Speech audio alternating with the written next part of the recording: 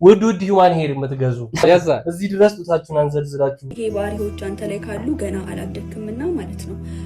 ብዙ ራስ ላይ መስራት ይቀራል። ራስ ላይ ስራ ኢንስታግራም ላይ እና ቴሌግራም ላይ የሆነችን ቆንጆ ፕሮፋይል እያየ ስለ ቁጥር እየተቀበለ ሌሊት እየደነደነ ከዛች ጋር ያወራ ዴት እያስጨነቀው እስከሆነ ሰው እየተበደረ እየለበለ ወርዶ ጥሮ ግሮ አሻሊ ብቁ ለመሆን አይዷሩ አጥም ዝቅ ብሎ መታየት አይፈልግም እና ራስ ላይ ሳትሰራ 40 ወይ 30 ይገባና አጭድ ባለበት ጊዜ ስትዘራ ዘመን ያልቃል። እኔም እዚህ ላይ ይሄው በወንዶች ሳይድ ብቻ ነው ይሄ ልክ ስለሆነ በሴቶች ሳይድስ ውድ ሂውማን ሄር የምትገዙ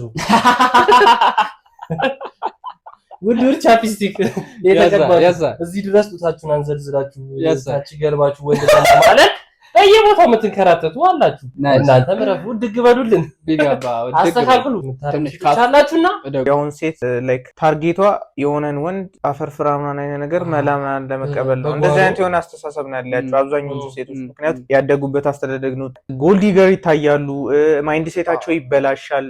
ሴቶች እድግ በሉ ነው ያው እዚህ ሁሉ ሲጠቃለ እኛ መድግ በሉ እኛ መድግ እንላለን ቢጋ